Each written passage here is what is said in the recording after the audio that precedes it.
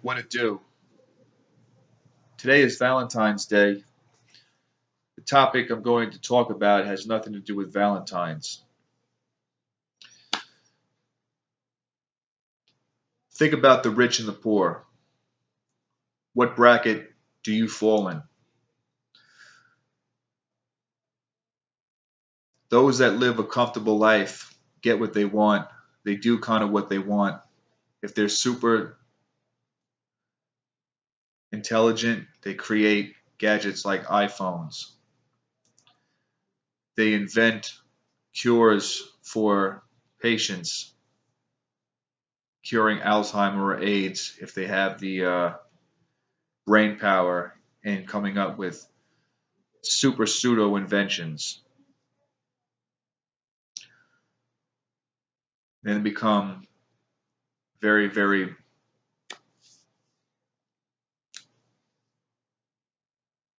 extra wealthy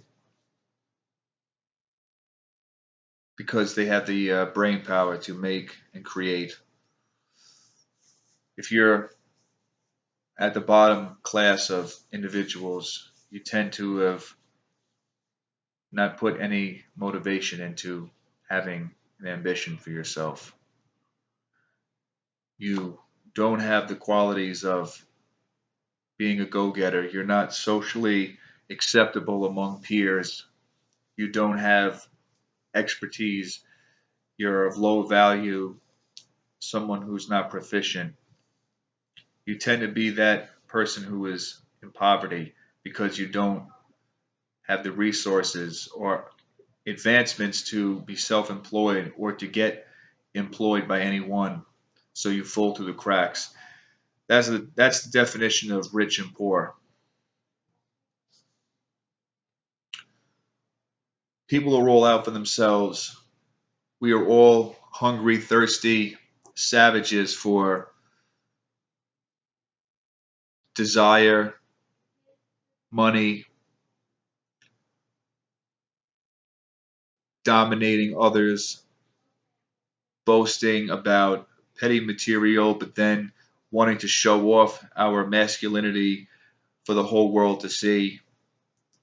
We are very prestige in articulating our visions, and we want to sound good even if we are faking it to make it. This is all we are, and we don't really care about other people's feelings. We are all for ourselves individually.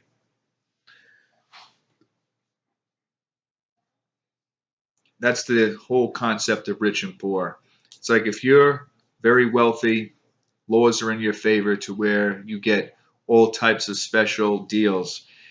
If you get in trouble with the law or you have legal issues, you pay somebody off, they cancel whatever activity you actually committed, and then you go scot free, you pay nothing.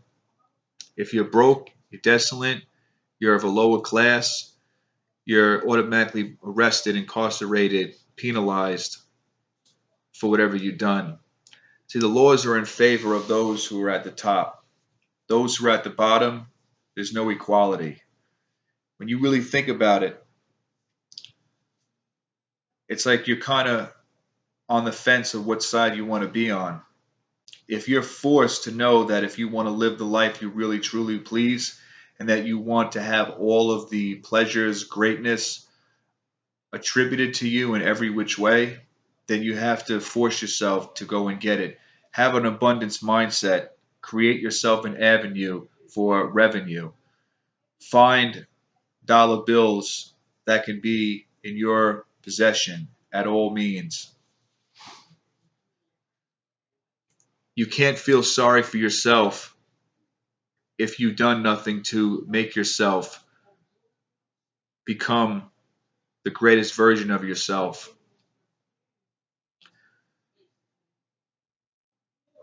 So, why feel any sorrow or any pity or give any mind of feeling remorseful for someone else's disadvantage in life when they would not have the same viewing of you in that regard?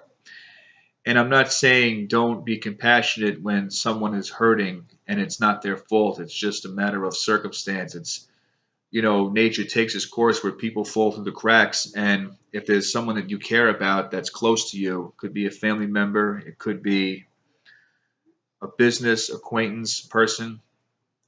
Maybe you had some good times that you shared together and you know each other pretty much. You're connected in some way in some whatever setup. You don't mind helping that person, giving them a helping hand. You want to see them get back on their feet. You want to see them move forward in stride. So I think there's nothing wrong with attributing help, but I think what helping someone often gets confused with is enabling someone or enabling individuals.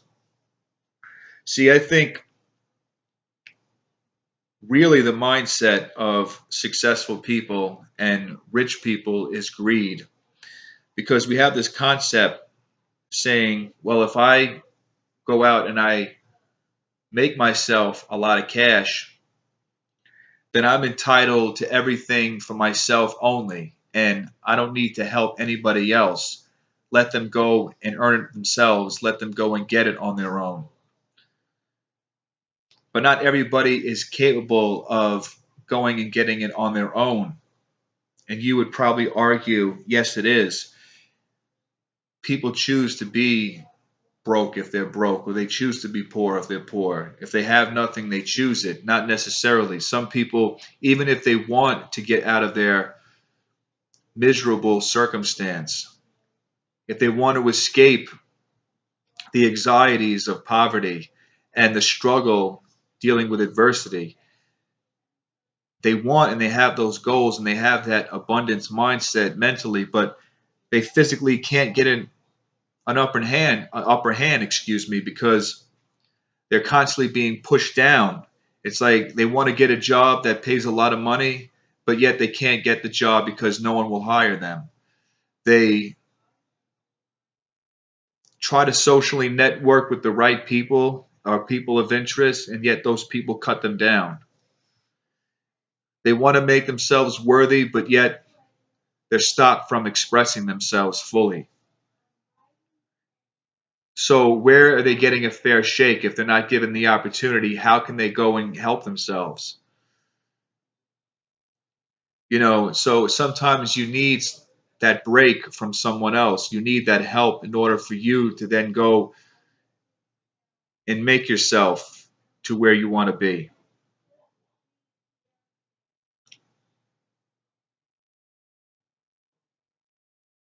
But I also believe that, life isn't always fair. And I think the worst case scenario, if you have no options, if you're not meant for success, if you're not meant to be with the rest of the breadwinners out there in this world, be grateful you have life itself, because it always could be worse. I mean, if you look at it, if you're a wanderer going from place to place, you have no permanent residency and you don't have any income, you could actually be incarcerated because they see you as a wanderer, a vagabond, and that you're looking to take advantage of the system. That's what the laws in this country will do to somebody who's even in a lower class or impoverished. So, again, I say it's not fair. But I also think that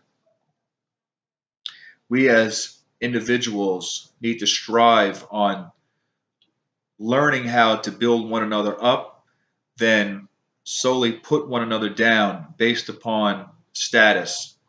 If my status is higher than yours, or if someone else's status is higher than mine, are we going to look at each other on who has more of this material good, or who has less of this, who has more money, who has less money? Is that how we value, human life and how we value relationships or people in general speaking?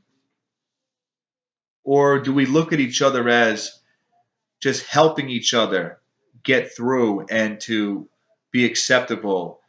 Do we have more of compassion in, trying to get somebody to get to where they're going if they need help getting to where they want in life?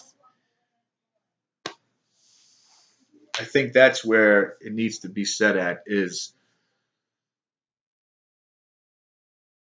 finding appropriation,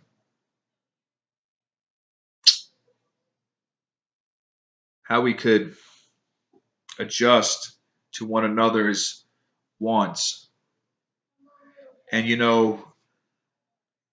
learn from each other. And we all have flaws, and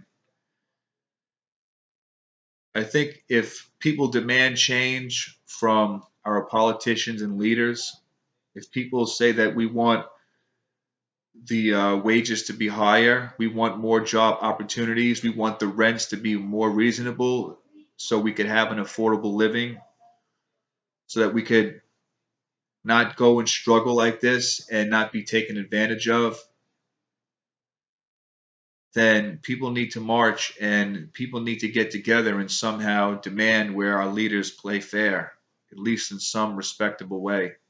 If this is where you look at people fighting and protesting and